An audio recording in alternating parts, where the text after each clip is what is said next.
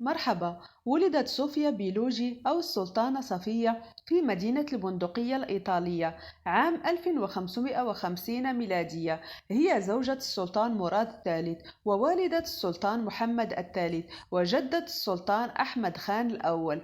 كانت صوفيا الابنة الوحيدة المدللة لوالديها. عائلتها ثرية وراقية حيث كان والدها حاكم البندقية، لذلك تلقت تعليما جيدا. وفي عمر 15 عاما وبينما كانت صوفيا في رحلة إلى البحر المتوسط، اختطفها أحد القراصنة العثمانيين وباعها في سوق النخاسة بإسطنبول، فاشتراها أحد أغوات السلطانة مهرماه عمة السلطان مراد الثالث وأهدتها إليه، فوقع في حبها من النظرة الأولى لشدة جمالها، فقد كانت طويلة القامة وجميلة القد، ذات شعر أشقر طويل وعينين واسعتين وبشرة نقية بيضاء ونظيفة، فأصبحت مفضلته وأطلق عليها اسم صفية خاتون أي الطاهرة، واعتنقت الدين الإسلامي. في بداية دخولها الحرملك العثماني كان تأثيرها شبه معدوم بوجود السلطانة نوربانو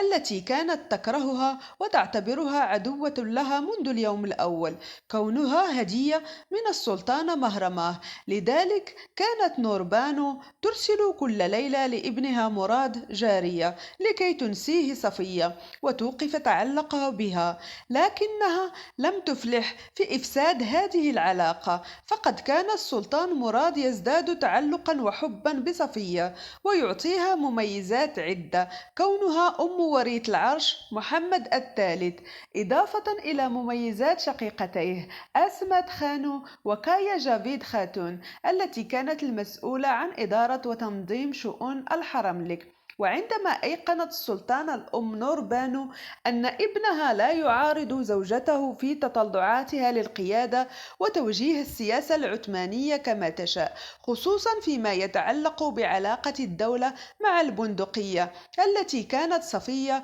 توليها اهتماما خاصا، كما أن الصدر الأعظم كان يطلب موافقة صفية أولا على أي أمر حتى قبل أن يعرضه على السلطان. أعلنت نوربانو الحرب عليها وسعت إلى إعادة تنظيم الحرملك والبلاط، فوضعت صفية مع ابنها في جناح خاص مغلق ليبقيا تحت عينيها ومراقبتها وكي لا تتآمر عليها صفية مع أحد، لكن الأخيرة استطاعت بالذكاء والحيلة التغلب على السلطانة نوربانو وتمكنت من قتلها بالسم عام 1583 ميلادية.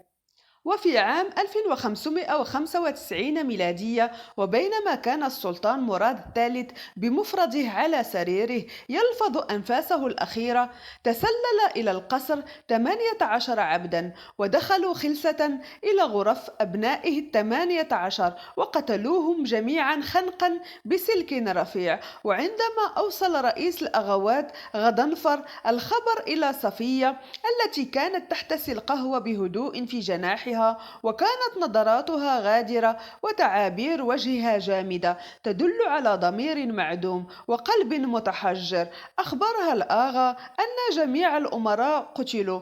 قابلت الخبر بابتسامة شريرة وشيطانية ثم أمرته بوضعهم داخل توابيت وإخراجهم من القصر في جنازة واحدة مع والدهم السلطان مراد الثالث.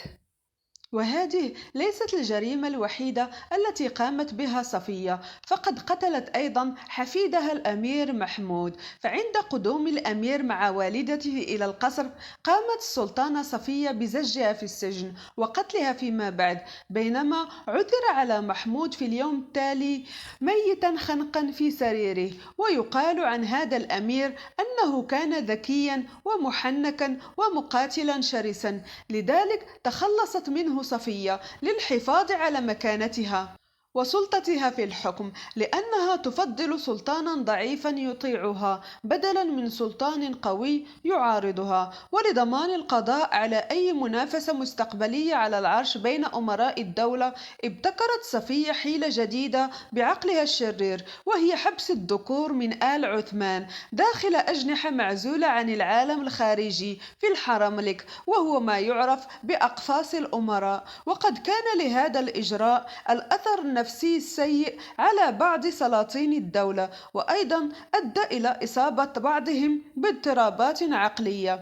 وهكذا فقد تمكنت السلطانة صفية من إدارة شؤون الدولة في عهد ابنها السلطان محمد الثالث، الذي كان يحبها كثيرا ويطيعها ويسمح لها بالتدخل في كل صغيرة وكبيرة، كما كانت تتحكم في الصدر الأعظم وباقي الوزراء، حيث تقيل كل من يخالفها فورا وتعين من يطيعها ويواليها. لكن هذه السلطة المطلقة لها لم تدم طويلا، فبعد وفاة ابنها تولى حفيدها أحمد خان الأول العرش، وأول إجراء اتخذه هو عزلها من منصب السلطانة الأم وتعيين والدته السلطانة هاندان مكانها. لكن هاندان لم تكن بقوة السلطانة صفية، لذلك كانت تتمتع بصلاحيات الحرملك فقط، بينما احتفظت صفية بنفوذ كبير داخل القصر. لكن هذا أيضا لم يدم طويلا،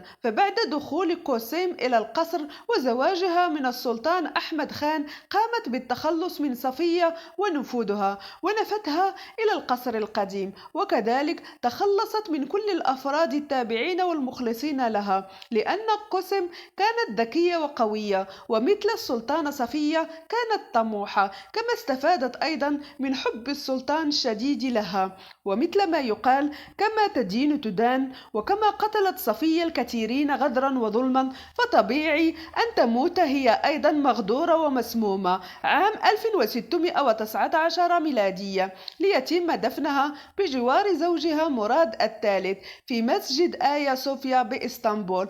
وختاما، المرجو ترك ملاحظاتكم وتعليقاتكم على الفيديو، والضغط على زر الإعجاب والجرس، والاشتراك بقناتنا ليصلكم كل جديد.